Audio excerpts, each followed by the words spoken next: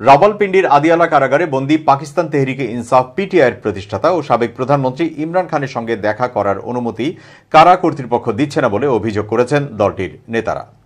বৃহস্পতিবার সিনেটের বিরোধী দলীয় নেতা শিবলি ফারাজ এবং জাতীয় পরিষদের বিরোধী দলীয় নেতা ওমর আইয়ুব সহ আরও কয়েকজন নেতা কারাগারে ইমরান খানের সঙ্গে দেখা করতে গেলে তাদের দেখা করতে দেওয়া হয়নি বলে সাংবাদিকদের কাছে অভিযোগ করেছেন।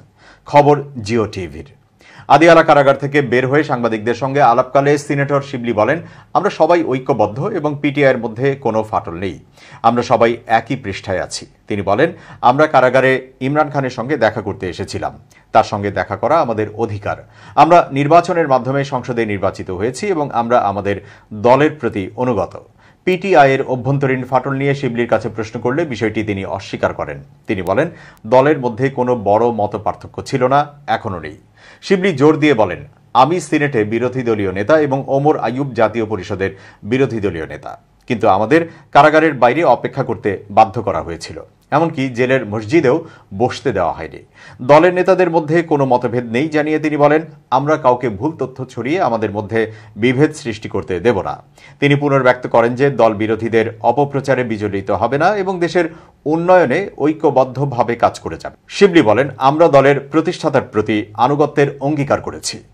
ওমর আইয়ুব কারাগারের বাইরে প্রহরী দাঁড়িয়ে থাকা নিরাপত্তা কর্মীদের সঙ্গে কঠোর কথাবার্তা বিনিময় করেন।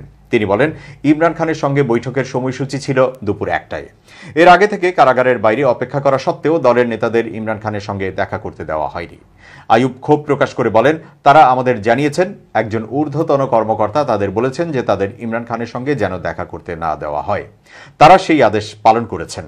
পিটিআই নেতা বলেন, আমরা জাতীয় পরিষদে একটি বিশেষাধিকার প্রস্তাবের মাধ্যমে এর জবাবদিহি করব। কারাগারে দেখা করতে যাওয়া আরেক পিটিআই নেতা শেহরিয়ার আফ্রিদি বলেন, একটি জিনিস বেশ স্পষ্ট যে তারা যাই করুক না কেন আমরা আত্মসমর্পণ করব না, কারণ আমরা পিটিআই প্রতিষ্ঠাতার সেনা এবং তার জন্য সবকিছু করতে পারি।